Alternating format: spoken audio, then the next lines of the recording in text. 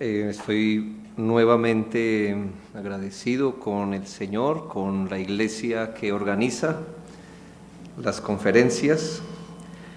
Yo pudiera decir que a pesar de los 2 años anteriores me han vuelto a invitar y estoy muy agradecido por esta oportunidad. Bien, nos corresponde el tema, un tema como todos los que se han visto hasta el momento.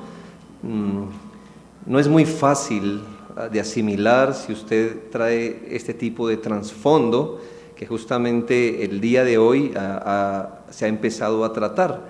Es muy probable que muchas personas, exista un lenguaje que se ha manejado aquí, unos términos que es la primera vez quizás, o llevan muy poco escuchando este tipo de lenguaje, quizás se había asumido que en el contexto del cristianismo evangélico todos estábamos como pensando igual, pero damos gracias al Señor que nos da estos espacios para poder abordar estos temas. Como dije anteriormente, el tema que me corresponde son el tema de las sanidades y los milagros que tan comúnmente en los grupos de orientación carismática se promueven. Ahora, este no es un fenómeno nuevo a la verdad. Creo que todos, en mayor o menor medida, todo el género humano, somos muy proclives a esperar tal cosa. Aún en el primer siglo, el apóstol Pablo escribe a los corintios diciendo: porque los judíos piden señales y los griegos buscan sabiduría. De manera que sí, siempre el cristianismo ha tenido que moverse en un contexto donde se desenfoca el punto principal de lo que es la vida cristiana. Nos desenfocamos de Cristo, nos desenfocamos de la palabra de Dios y nos empezamos a interesar más en los aspectos que alrededor ocurren en el cristianismo, como en su momento los judíos estaban más proclives a pedir señales, intervenciones, que a seguir el mismo evangelio. Definir el movimiento carismático, como se han podido dar cuenta, no es tarea fácil como tal, y es precisamente por su falta de estructura, que siempre es creciente, es evolutiva, tanto en sus doctrinas como en sus prácticas. Podemos, sin lugar a dudas, afirmar que el movimiento carismático, a falta de definiciones claras y bíblicas, ha sabido cómo sobrevivir en varios contextos. Por ejemplo, es interesante ver que el movimiento carismático ha logrado sobrevivir en el ala católica romana, sin variaciones importantes de cómo sobrevive en los grupos evangélicos. Es más, también hay grupos carismáticos y manifestaciones carismáticas entre los adventistas, aún entre los mormones. ¿Cómo es que una interpretación doctrinal puede sobrevivir sin ningún problema en grupos que en otro sentido son antagonistas en doctrina? Esto se debe a que, como estábamos diciendo, el énfasis del carismatismo no es necesariamente doctrinal, es más bien basado en las experiencias que las personas puedan tener. Ahí es donde creo que se identifican esas experiencias emotivas, donde gracias a esto usted puede sentir la misma experiencia, sea un católico, sea un evangélico, o sea un mormón o un adventista. Se pueden llegar a sentir o experimentar ciertas emociones, se pueden llegar a tener ciertas experiencias. Aún debemos reconocer que gracias a que no es un movimiento parado sobre interpretaciones doctrinales, bíblicas fuertes, sino más bien es un movimiento de la experiencia, aún esta doctrina ha llegado a influir a grupos reformados por esto mismo. Sin duda, que su énfasis en las experiencias místicas más que en doctrinas, su falta de precisión, de cuerpo doctrinal y su debilidad en el estudio bíblico ha hecho que el carismatismo sea posible en cualquier contexto. Creo yo que si los asuntos no terminan pronto, vamos a seguir viendo la evolución y el estiramiento de estas creencias. Y se lo digo porque si usted ha militado en el carismatismo por los últimos 30 años, se ha podido dar cuenta que el carismatismo de hace 30 años no es el mismo carismatismo de hoy. Este movimiento tiene la capacidad de estirarse o de encogerse, pero de evolucionar siempre. Por ejemplo, hasta hace un buen tiempo era muy difícil encontrar en todas las denominaciones evangélicas alguien que creyera que en la iglesia podría haber un apóstol. Si usted creció entre los pentecostales, va a saber que aún el pentecostalismo nunca contempló en su momento la posibilidad de tener un apóstol entre ellos. ¿Hoy qué tenemos? Bueno, no solamente que los grupos carismáticos creen en la existencia de que podamos tener apóstoles vivos hoy, sino más de uno, y todos ostentando los 5 ministerios, cosa que eso antes, aún para los grupos pentecostales, era impensable. Ahora, mi pregunta es, ¿qué seguirá? Bueno, está por verse. Las cosas como van hoy seguirán promoviendo doctrinas y prácticas a cada momento, algo nuevo otra vez, algo místico de nuevo, algo más emotivo mañana, alguna otra experiencia, otra adición, más exageraciones que en demasiados casos han traído reproche al nombre de Dios y al Evangelio, como es el caso de las diferentes unciones que se ponen de moda cada tanto. Esto no paró en su momento con sentir calor y estremecerse. Esto evolucionó, ahora la gente cae al piso, pero eso evolucionó, ahora tenemos la unción de la risa, en fin, lo que le quiero ilustrar es qué cosas. Que el carismatismo no tiene un cuerpo doctrinal, sino que es un movimiento siempre cambiante y nada nos asegura que aquí van a parar, sino que hemos de ver si el Señor no tiene misericordia, que esto va a seguir evolucionando de esta manera. Cuando abordamos el tema preciso de sanidades y milagros, tal como lo creen los carismáticos de la actualidad, debemos saber que precisamente este pensamiento también ha sufrido una evolución. El pastor García hoy nos ha compartido un aspecto histórico que me imagino que muchos aquí no sabían de dónde habían surgido las cosas, pero es interesante verlo. De manera que permítame abordar el tema brevemente en 3 encabezados muy sencillos. Primero, quiero hablar de lo que los carismáticos creen al respecto. Yo no quiero aquí hacer un dibujo injusto de lo que cree el carismático, para después poderle ganar fácilmente. ¿Me hago entender? Quiero poder retratar lo que ellos creen. También, en segundo lugar, vamos a ver dónde están los errores de su enseñanza y, por último, algunos puntos de entendimiento bíblico acerca del tema. Así que lo primero es qué creen los carismáticos. Yo espero retratarlo bien en esta noche. Para entender lo que el carismático piensa acerca de sanidades y milagros, debemos retroceder a la doctrina pentecostal del bautismo del Espíritu Santo. Gracias al Señor, ya el hermano explicó, así que me ha ahorrado unos 5 minutos de esta noche, lo cual enseña que después, quizás para alguien que hoy sea carismático, él no sepa esto, pero anteriormente, como ya usted sabe, el carismatismo surgió del pentecostalismo.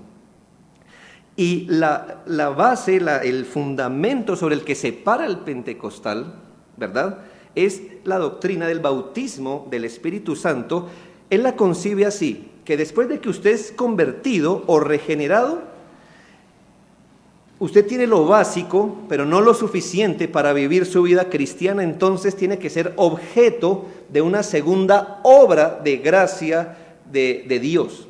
Y Él lo sumerge, lo bautiza en un poder, de manera que usted queda habilitado no solo para vivir una vida cristiana victoriosa, sino que le provee una capacidad especial para servir al Señor, testificar, y le permite experimentar los dones espirituales descritos en la Biblia.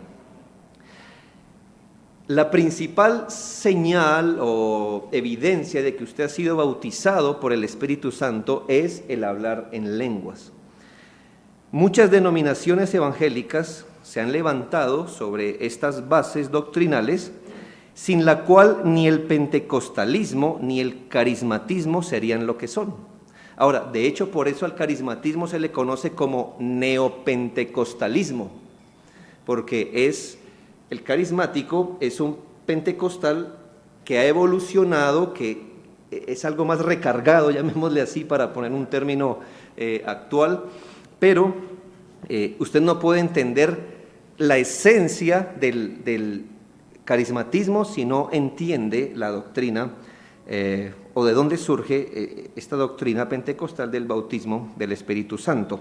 Ahora, ¿qué ocurre? La postura carismática, que ha venido como la evolución del pentecostalismo y su doctrina del bautismo del Espíritu Santo, es mucho más heterogénea. Es decir, usted puede encontrar distinciones aún entre los mismos carismáticos de cómo es que un creyente recibe este poder espiritual, de cómo participa de este poder. Hay variantes largas, cortas, entre cómo se entiende hoy día entre los carismáticos que el Espíritu Santo bautiza a una persona y todas las implicaciones de cuánto poder le da, a quién le da poder. Es difícil a veces determinarlo. Pero en lo que sí convergen y que es un distintivo del carismatismo hoy es que la fe, por ellos definida, ya vamos a mirar eso, la fe por ellos definida le abre a usted la puerta para experimentar un nivel de vida cristiana por encima de lo básico. Es decir, usted puede creer en Cristo y ser salvo, pero si usted quiere experimentar la plenitud de la vida cristiana, incluyendo el ejercicio de dones, ya sea que usted los ejerza, o sea que usted reciba esos favores divinos, la fe, por ellos definida, le abre la puerta a todo este nivel de vida cristiana. Debe ser por ese sobreénfasis en la fe, por ellos definida, que el movimiento carismático también se conoce como el movimiento de la fe. Bueno, por ellos definida. Casi que el carismatismo es un culto a la fe. Se le ha señalado al carismatismo de enseñar casi que la fe en la fe. Y el carismático, así no lo diga, cree y anda bajo el principio que hasta la voluntad de Dios se subordina a la fe del individuo. Algo así como, Dios puede tener un plan, pero si usted tiene tanta fe, puede cambiar los planes de Dios. Es un sobreénfasis, por eso digo que la fe por ellos definida. No es como la define la Biblia, pero es como ellos la definen. Este pensamiento implicado ha desembocado en adiestrar. Llevamos para casi 2 generaciones de creyentes, adiestrar a creyentes que deben esperar como lo normal, si es que tienen fe real, a ser receptor de sanidades y milagros, cuando no, si de un nivel mayor de fe se trata, de no solo recibir sanidades y milagros, sino de ellos mismos sanar o hacer milagros. Ya la postura extrema del carismatismo ahora ve como un derecho el ser objeto y el dispensar esos dones, tanto que se exigen y se decretan. Es decir, note usted ya el pensamiento evolucionado. No solamente tengo un bautismo especial del Espíritu que me ayuda a vivir una vida victoriosa por encima del común, sino que ahora el pensamiento evolucionado me dice que tengo derecho a exigir de Dios todo tipo de actividad sobrenatural y de reclamar para mí sanidades y milagros o para otros.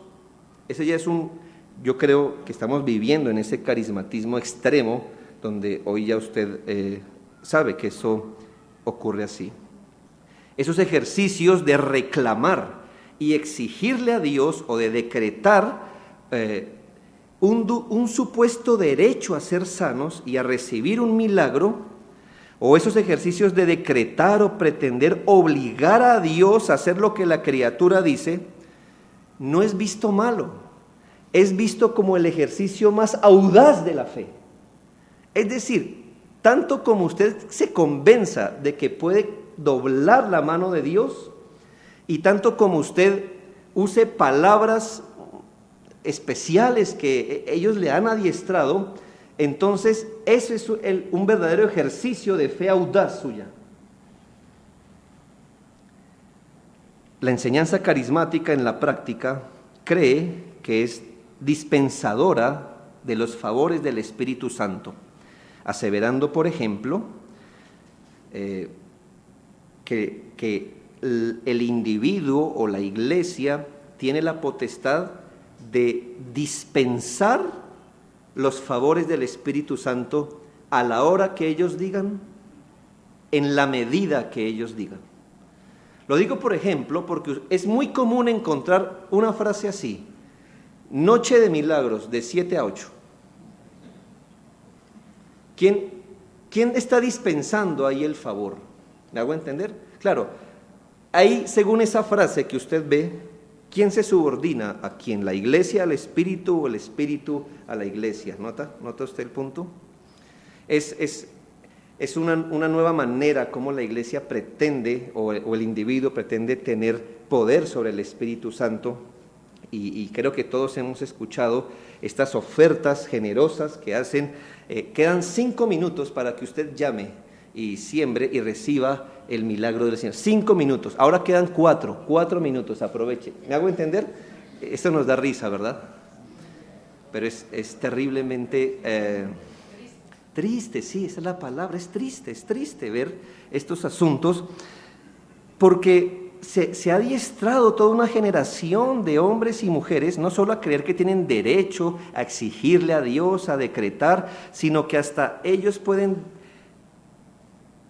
subordinar al Espíritu Santo para recibir un milagro o una sanidad. Además, hermanos, que precisamente esto que hemos dicho que es una de sus características más tristes, es lo que usan como proselitismo, sin ningún rubor. Básicamente, hermanos, esto es lo que el carismatismo entiende y piensa de las sanidades y los milagros. Si usted es cristiano y tiene un ejercicio de fe regular, debe esperar que el Señor lo acompañe, y casi que se nos ha enseñado que es un derecho del creyente y un deber de Dios hacer caso a todo lo que nosotros decimos. Es decir, no hay ningún cristiano que deba hoy aceptar ni el problema ni la enfermedad, porque para eso, estoy hablando como ellos hablan, ¿no? Para eso Dios nos ha dado la fe. La fe es la puerta que nos abre a ese mundo sobrenatural donde yo ya puedo mirar a Dios a los ojos y exigirle mis derechos y reclamar para mí lo que yo creo que Él debe hacer para mí. Puesto así suena feo, pero así es. De hecho, eso es lo que en esencia el carismático cree. Quizá él nunca lo piense así, pero es así como está adiestrado a razonar y a vivir. ¿Cuáles son algunos problemas con lo que ellos creen que es mi segundo punto? Yo creo que conclusiones como estas vienen como una derivación de, voy a usar una palabra, ya la explico, de la exégesis superficial de textos. Exégesis es el ejercicio de extraer de la palabra de Dios su significado. ¿Qué ocurre? Cuando tienes un movimiento como el carismatismo, que no está basada sobre el estudio de la palabra de Dios, sobre una exégesis cuidadosa, sobre un estudio cuidadoso de la Biblia, cuando tus doctrinas no vienen como el resultado de la interpretación juiciosa de la Biblia, sino cuando tienes un movimiento que asienta sus doctrinas más bien en su experiencia, sus errores por necesidad vienen ligados a la falta de rigor de estudio bíblico. Es más, en grupos carismáticos se desanima al estudio de la Biblia porque la letra mata. Hemos llegado a hacer eso. ¿Y a qué letra se refieren? A la letra de la Biblia. Algo así como, ¿quieres apagar el espíritu? Estudia la Biblia. Algo así, algo así. De manera que, ¿qué esperas de un movimiento que mira como un ejercicio frío que apaga el espíritu? Si invertimos un par de horas en estudiar la Biblia, ¿qué esperas de un movimiento que piensa así de la Biblia? Yo voy a decir algo y quizás me meta en algún problema. Por muchos años he trabajado animando a pastores más que a iglesias. Muchos. Quizá 200, 300 pastores. Yo creo que el 98% no puede escribir en orden los libros de la Biblia. Mi pregunta es, ¿puedes pasar años en el ministerio? Se te ha encargado la labor de explicar la palabra de Dios y no puedes recitar los libros de la Biblia en orden. ¿Qué dice eso de los líderes de nuestras iglesias? Que no están interesados en estudiar la palabra, porque se les ha adiestrado de forma dramática a pensar que esa es la manera de apagar el espíritu.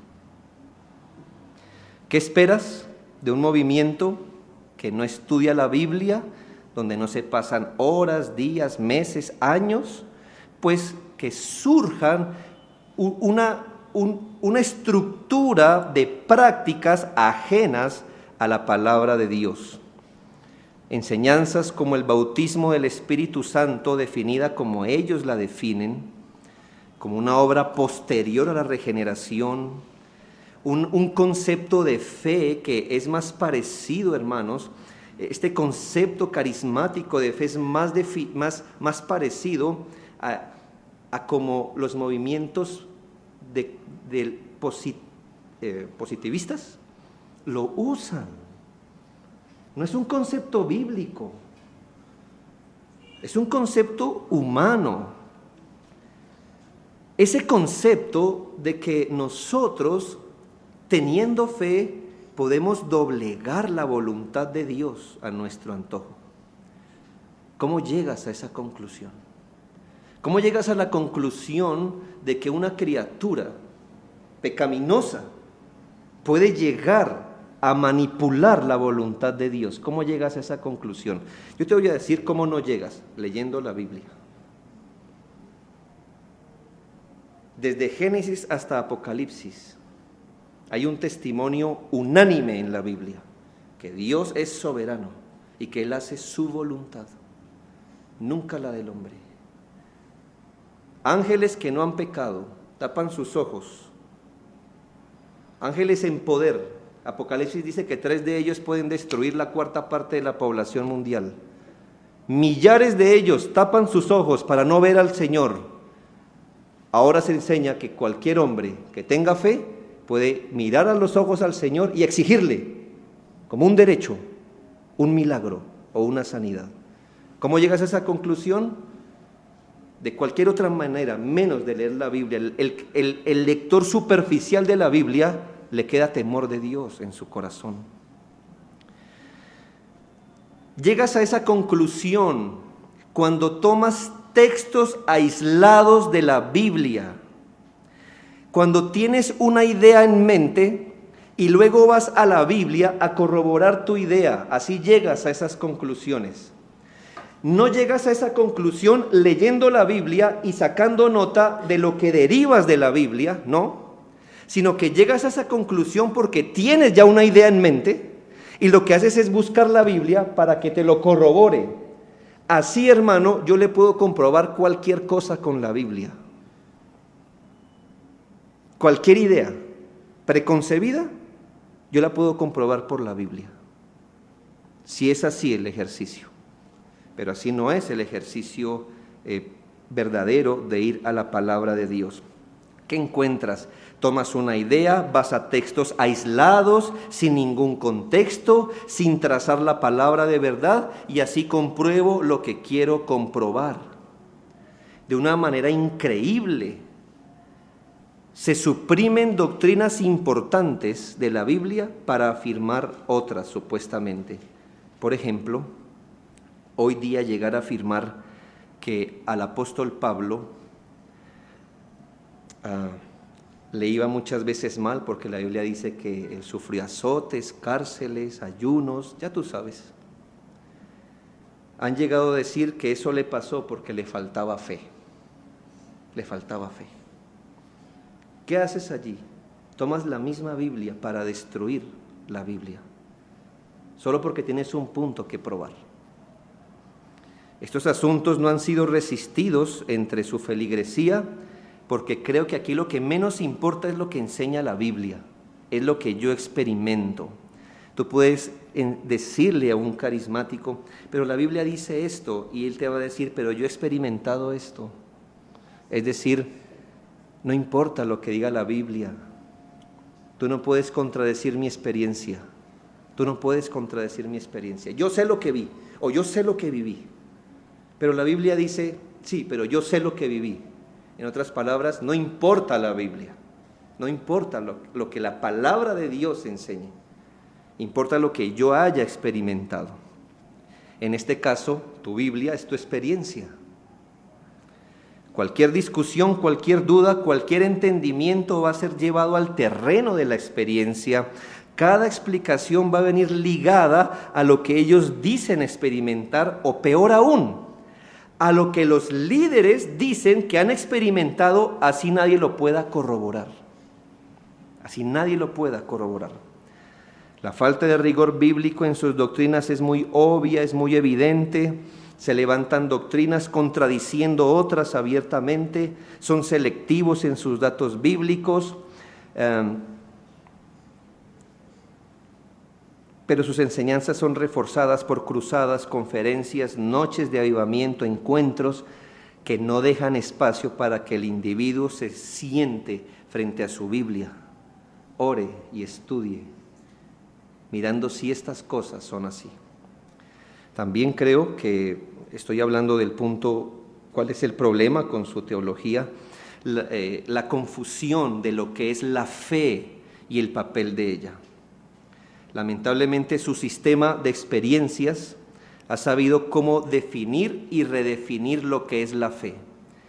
Con sus versículos favoritos, sacados de sus contextos obvios, se ha enseñado que la fe es creer de todo corazón que Dios hará lo que yo quiero. Mira esto. ¿Qué es fe para el carismático? Creer de todo corazón que Dios hará lo que yo quiero.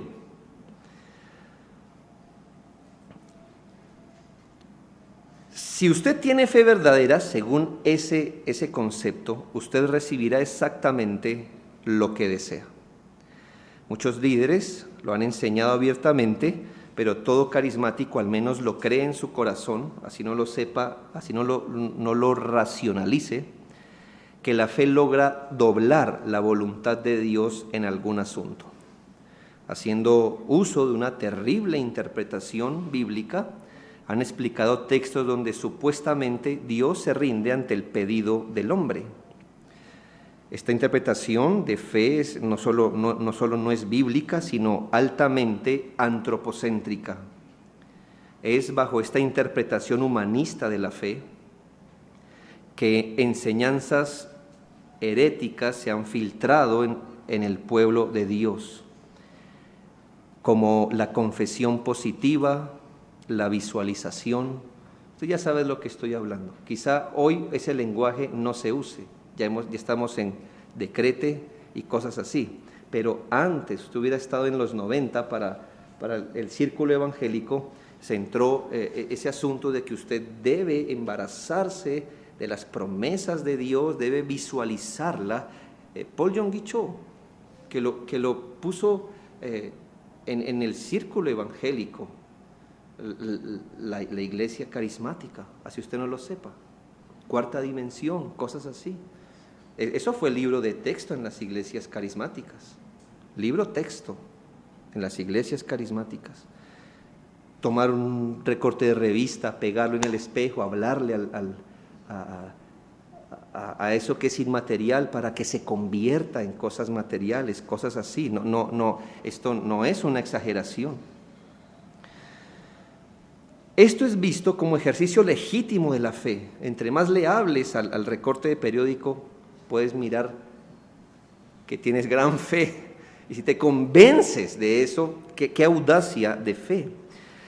Se le ha dicho al creyente que puedes someter así la voluntad de Dios, y sabes, esa es la esclavitud a la que millones de individuos han sido sometidos. Jamás reciben su milagro, su favor, su sanidad, pero también hay una solución para eso. ¿No has recibido tu milagro? ¿No has recibido tu sanidad? Es culpa tuya, te ha faltado fe. ¿Ves? Nunca van a perder ellos. Nunca van a perder. Porque si por algún medio te llega lo que pediste, si ves, te lo dijimos. Y si no lo recibes, es tu culpa, te hace falta fe. Otro asunto débil es esa postura de lo que es la voluntad de Dios. ¿Quieres ver una debilidad? Pregúntale a un carismático, ¿qué es la voluntad de Dios? No lo podrá definir. Debido a que el carismatismo extremo ha señalado que nosotros los hijos de Dios somos algo así como pequeños dioses, y estoy parafraseando la enseñanza de uno de los mayores exponentes del carismatismo hoy, que ha enseñado abiertamente que nosotros somos dioses pequeños y que podemos replicar en nuestra vida los actos creativos de Dios. Entonces, así como Dios de la nada creó por su palabra todas las cosas, el hombre, que es un Dios pequeño, puede por sus palabras decretar que sean hechas las cosas que no son. ¿Has escuchado este versículo? Que el creyente llama las cosas que no son como si fueran. Bueno, ese versículo no existe. No existe. La Biblia dice que Dios llama las cosas que no son como si fueran. Pero el punto es igual, porque si tú eres un Dios pequeño, pues te aplica eso a ti. Esto ha rivalizado con esta realidad que vas a encontrar en la Biblia, que la palabra de Dios dice que Él hace todas las cosas según el designio de su voluntad. Entonces tienes aquí algo. O yo hago las cosas según mi voluntad, o Dios las hace según su voluntad. ¿Cómo es esto? El concepto carismático de Dios es muy fluctuante, me parece. Cuando ellos cantan a Dios, parece que le cantaran a un Dios que todo lo puede, a un Dios poderoso. Cuando llegan los ejercicios de fe, Dios se convierte en un servidor del hombre, porque le puedes reclamar y dar tu pedido. Como a Dios se le adora, como a servidor se le exige y se le ordena. Como a Dios se le honra, como servidor mi fe es mayor que su voluntad. De manera que ese mal entendimiento de lo que es la voluntad de Dios ha marcado un punto de no retorno en el movimiento carismático. Su acercamiento a la voluntad de Dios es más bien místico, de corazonadas, de sentires y hasta de señales que ellos piden para reconocer cuál es la voluntad de Dios. No es ridiculizar, pero tú sabes que eso se maneja así. La voluntad de Dios no la conozco, pero tengo este sentir. Ese sentir es el equivalente a reconozco que la voluntad de Dios es esta. O pide una señal. Si el hermano tal me llama antes de las 10, quiere decir que Dios da tal cosa. Como el Urim y el Tumim, moderno. Porque no entiendes dónde está la voluntad de Dios, ni cómo llegas a la conclusión. No entiendes que el asunto básico en la Biblia, que hay una voluntad secreta de Dios, pero también hay una voluntad revelada, no entiendes eso. Uno de los maestros mismos, vivos hoy, de este movimiento, dijo esto, eso está documentado: nunca vayas al Señor a decirle si es tu voluntad. No permitas que estas palabras destructoras de la fe salgan de tu boca. Bueno, él al menos tuvo el valor de decirlo, los otros solo lo practican, aunque no lo afirmen, así viven. Se le ha enseñado al creyente que es voluntad de Dios que esté sano, que no dude de ello, que no es voluntad de Dios que sea pobre, que es voluntad de Dios que todo le salga bien, que es voluntad de Dios que él sea rico, próspero, saludable, que Dios quiere que él viva su mejor vida ahora. Entonces, si esa es la voluntad de Dios, desearlo, confesarlo, exigirlo, está bien. Y así se ha sumido a esclavitud a millones de individuos que jamás podrán recobrar ni su salud, ni nunca van a recibir un tipo de intervención providencial o sobrenatural de Dios. Y por último, creo que ha alimentado esta confusión es la ignorancia de lo que son las sanidades y los milagros según la palabra de Dios. Y ese ha sido el problema. Que el carismatismo nos ha hecho el favor de definir lo que es una sanidad y un milagro. Esa definición no ha venido cuando miras la Escritura y sacas conclusiones de qué según la Biblia es una sanidad y un milagro, sino que miras la experiencia, lo que ves alrededor, lo que se enseña por ahí y sacas tus conclusiones. Yo debo decir algo, no solo de sanidades y milagros, sino de todo lo que enseña la palabra de Dios, que nosotros no podemos definir las cosas por fuera de la Biblia. Es decir, un milagro no es lo que tú y yo queremos que sea un milagro, ni tú y yo tenemos la capacidad de definir ni para nosotros ni para el cristianismo qué es un milagro. Nosotros no somos los apropiados para decir por qué Dios permitía que se hicieran milagros de sanidad, por ejemplo. Los milagros de sanidad no es lo que nosotros queramos que esto sea, sino qué dice la Biblia, qué enseña la Biblia que es un milagro, o por qué según la Biblia se hacían sanidades. ¿Por qué? Esa es la pregunta. Cuando estudias la palabra de Dios y dejas que la palabra de Dios moldee tu pensamiento, entiendes que sanidades y milagros fueron instrumentos que Dios usó para ratificar las palabras de un portavoz. En momentos cuando el Señor estaba revelando la Escritura. Vuelvo y lo digo. Esto va a quedar grabado, así que tú puedes devolver 10 segundos esto en la grabación. Pero, ¿cuál es mi punto? Cuando se realizaba un milagro o una sanidad, Dios no solamente estaba queriendo mostrar su poder. Y te lo digo, ¿por qué no? Porque la Biblia dice que para mostrar su eterno poder y deidad, Dios creó el mundo. El mundo es el testimonio que tenemos un Dios poderoso. Los milagros y las señales no cumplen la función de mostrarnos que Dios es poderoso. Cumplían la función de autenticar el mensaje del profeta o del mensajero de Dios. Tú dices, eso es nuevo para mí, por supuesto, pero tienes que leer la Escritura y sacar conclusiones. Los milagros no son manifestaciones aleatorias del poder de Dios, como Dios diciendo, quiero hacer una cosa aquí, otra cosa allá. No, es poder dirigido de Dios para respaldar o autenticar el mensaje de un profeta. Y eso se puede comprobar tanto en el Antiguo como en el Nuevo Testamento. Las sanidades y milagros y estos prodigios tenían el fin de que mientras se iba revelando la Escritura,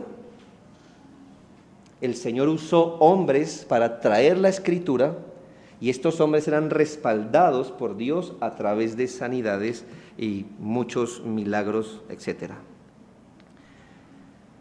Si bien reconocemos que no todo profeta realizó milagros, cada vez que ves milagros en la Biblia están relacionados con un profeta. ¿Me hago entender? No todo profeta hizo milagros o lo acompañaban señales milagrosas, pero cada vez que ves en la Biblia actividad milagrosa, está relacionada con el profeta. Así que lo que quiero decir es que no tomes la Biblia, lees el texto y tú mismo te encargas de dar las definiciones, sino que deja que la Biblia arroje sus propias definiciones, deja que la Biblia hable y moldee el pensamiento. Por eso creemos que estos dones y sanidades ya no están operativos hoy. ¿Por qué? Porque ya cumplieron su función. ¿Cuál era? Traer la palabra de Dios. Ya no necesitamos dones que autentiquen la palabra de Dios, que ya fue autenticada cuando se escribió. Ese es el punto. Ahora, mi punto último, porque no quiero terminar esto de forma negativa, es ¿qué enseña la Biblia?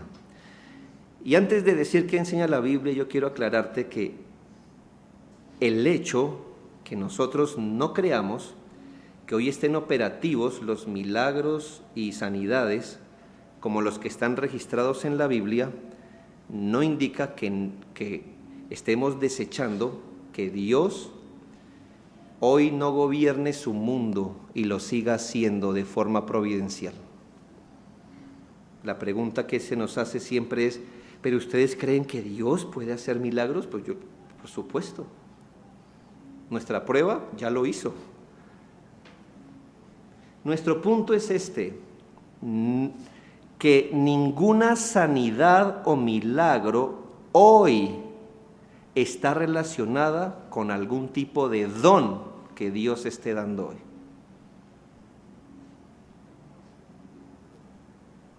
¿Dios puede sanar a un enfermo? Yo lo creo. ¿A través de la medicina? ¿A través de un médico? ¿O por su actividad providencial? Dios lo puede hacer. Es más, Santiago dice, ¿alguno está enfermo? Llame a los ancianos de la iglesia y oren, ¿verdad? ¿Cuál es el punto? Que aunque eso se pueda dar hoy, lo que creemos es que esas manifestaciones providenciales no vienen ligadas a ningún don que Dios hoy esté dando. Porque los dones que Dios daba para hacer sanidades y milagros ya cumplieron su función. ¿Qué enseña la Biblia? Uno, hermanos, que el Señor es soberano. Estamos hablando de milagros y sanidades, ¿verdad? Dios es soberano, hermanos. Dios hace su voluntad. No es cierto que nosotros materializamos nuestra voluntad. La Biblia dice, nuestro Dios está en los cielos, todo lo que quiso ha hecho. Salmo 115:3. Dios, la Biblia no dice, todo lo que el hombre ha querido hacer, Dios lo ha hecho. Sino todo lo que Él ha querido hacer, Él lo ha hecho. No hay poder que sea mayor a la voluntad de Dios. Aseverar que la fe subordina la voluntad de Dios contradice la palabra de Dios. En Daniel dice, todos los habitantes de la tierra son considerados como nada. Él hace según su voluntad en el ejército del cielo, en los habitantes de la tierra. No hay quien detenga su mano ni le diga, ¿qué haces? Nuestra fe no manipula a Dios. No puede hacerlo. La criatura no doblega a su creador. Dios es soberano en el repartimiento de los beneficios que le da a la humanidad. Tuya es, oh Jehová, la magnificencia y el poder, la gloria, la victoria y el honor, porque todas las cosas que están en los cielos y en la tierra son tuyas. Tuyo, oh Jehová, es el reino, tú eres excelso sobre todos. Las riquezas y la gloria proceden de ti, y tú dominas sobre todo. En tu mano está la fuerza y el poder, y en tu mano el hacer grande y el dar poder a todos. No es un ejercicio de fe. En su mano está el dar todas las cosas. Dice la Biblia, en él asimismo tuvimos herencia, habiendo sido predestinados conforme al propósito del que hace todas las cosas según el designio de su voluntad. Isaías dice, ay del que pleitea con su hacedor, el tiesto con los tiestos de la tierra. Entre paréntesis, ahí está hablando del hombre. Sí, ¿verdad? La Biblia no nos ayuda en la autoestima mucho, ¿verdad? El tiesto con los tiestos, hablando del hombre. ¿Dirá el barro al que lo labra, qué haces? ¿O tu obra no tiene manos? Ay del que dice al padre, ¿por qué engendraste? Y a la mujer, ¿por qué diste a luz? No solo Dios es soberano, sino que Dios es inescrutable en sus designios. ¿Qué quiere decir, hermanos? Que usted y yo difícilmente vamos a poder entender lo que Dios soberanamente hace con su creación. Si bien tenemos en la palabra de Dios la revelación de su voluntad preceptiva, en preceptos, nadie conoce su voluntad secreta, por la cual Él gobierna el mundo sin darle explicaciones a nadie. Esto implica, o el apóstol más bien, glorificó a Dios diciendo, oh profundidad de las riquezas, de la sabiduría y del conocimiento de Dios, cuán insondables son sus juicios e inescrutables sus caminos, porque ¿quién entendió la mente del Señor o quién fue su consejero? Son preguntas retóricas, la respuesta es nadie. Nadie entendió la mente de Dios. Como son más altos los cielos que la tierra, así son mis caminos más altos que vuestros caminos y mis pensamientos más que vuestros pensamientos, dice Isaías. En estos designios inescrutables de Dios, Dios muchas veces ha determinado la enfermedad y las cosas malas para sus hijos. Vuelvo y lo repito. En el ejercicio de su soberanía y en sus designios inescrutables, Dios muchas veces ha planeado la enfermedad y las cosas malas a nivel temporal, ¿no? Para sus hijos. Sí, hermanos, aunque los maestros de la prosperidad afirmen que en la enfermedad no hace parte de la voluntad de Dios, Éxodo 4:11 dice, y Jehová le respondió, ¿quién dio la boca al hombre? ¿O quién hizo al mudo y al sordo, al que ve y al ciego? ¿No soy yo Jehová? ¿Quién hizo al mudo, al sordo y al ciego? ¿Quién? ¿El diablo? ¿Satanás? ¿Hay que arrebatarle lo que él nos quitó? Jehová hace al ciego y al sordo también. Tú dirás, no es el concepto que yo tengo de Dios. Bienvenido al cristianismo. Entonces piensa de Dios como está escrito. Al pasar Jesús vio un hombre ciego de nacimiento y le preguntaron los discípulos, lo que todos hubiéramos preguntado, no los critiquemos duro, Rabí, ¿quién pecó, este o sus padres, para que haya nacido ciego? Respondió Jesús, no es que pecó este ni sus padres, sino para que las obras de Dios sean manifiestas en él. Muchos han venido al cristianismo bajo promesas falsas y son seguidores condicionales de Cristo. Así era la mujer de Job, la cual fue reprendida por su piadoso esposo. Como suele hablar cualquier de las mujeres fatuas, has hablado. ¿recibiremos de Dios el bien y el mal no recibiremos? Uno diría, Job, Eso no se dice. No, hermanos, Job dijo, ¿recibiremos el bien de Dios y este mal que nos ha venido no lo vamos a recibir? Según Job, ¿quién traía también el mal temporal? ¿Quién lo traía? Dios. Y este hombre es recordado como un hombre de fe en Santiago. Dice la Biblia, en contradicción al maestro carismático, el rico y el pobre se encuentran, a ambos los hizo Jehová. Al rico lo hizo Jehová y al pobre lo hizo Jehová. Dios tiene muchos planes, hermanos, es inescrutable. Y por último, quiero decirle que todos los creyentes, aunque le hayan dicho lo contrario, ni siquiera los creyentes en la Biblia, los que tú lees en la Biblia, vivían esperando un milagro o una señal. Cuando lees la palabra de Dios en el Nuevo Testamento, por ejemplo, ves que cuando creyentes e iglesias tenían necesidades, ellos no entendían que todo se solucionaba pidiendo una intervención sobrenatural de Dios, ya sea para sanar o para arreglar un asunto, ni nada de esas cosas. La palabra de Dios nos enseña grandemente este principio.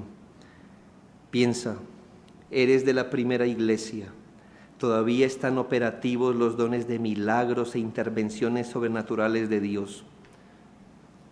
Vete a esta época, todavía está recién Pentecostés, está todavía muy recién Pentecostés. Y en ese contexto donde vivía la primera iglesia, tenía apóstoles, milagros, señales todavía, apresan a 2 de tus líderes y los llevan a la cárcel. Y los sacan de la cárcel bajo amenaza. Y entonces la iglesia se reúne a orar. Y quiero que escuches esta oración. Ahora, Señor, mira sus amenazas y concede a tus siervos que... ¿Qué hubieras pedido en esa época? ¿Qué hubieras pedido en esa época? Tienes los dones operando. Tienes apóstoles vivos y 2 de ellos apresados. ¿Cuál hubiera sido tu oración? Se me hace que si esta iglesia hubiera sido carismática, ¿qué pide? Señor, al cielo, tú que abriste el mar, tú que declaramos y decretamos libertad de culto. ¿Me hago entender? Estoy exagerando, pero creo que entiendes el punto. Tú hubieras apelado a los dones para salir del problema. Escucha, mira sus amenazas y concede a tus siervos que con denuedo hablen la palabra. Mientras extiende tu mano para que se hagan sanidades y señales y prodigios mediante el nombre de tu santo Hijo Jesús. Yo me pregunto, si creían que los apóstoles podían hacer milagros y señales, ¿por qué no piden un milagro para ser librados? Porque ellos entendían que el milagro no era para resolverme los problemas cotidianos. El milagro era para ratificar el mensaje de la palabra de Dios. Es lo que quiero que entiendas. Ni siquiera ellos creían que el milagro era resuelve todos mis problemas. Estoy enfermo, un milagro. Tengo un problema, un milagro. Así no razonó ni siquiera la primera iglesia. Hermanos, yo quiero ilustrar con esto que todo creyente debe tener conformidad con el Señor. El verdadero ejercicio de la fe es someterse con contentamiento a la voluntad de Dios. El verdadero ejercicio de la fe no cree que Dios va a hacer lo que yo le digo. El verdadero ejercicio de la fe es creer que ese Dios bueno y soberano tiene mi vida en sus manos y que si soy creyente todas las cosas van a obrar para bien, es decir, para mi conformidad a Cristo. Lo uno es un ejercicio de fe orgulloso, lo otro es reposar humildemente en las manos de un Dios soberano, pero bueno. Amigos, este es un abrebocas. Yo sé que hay mucho más que decir, pero gracias por su paciencia.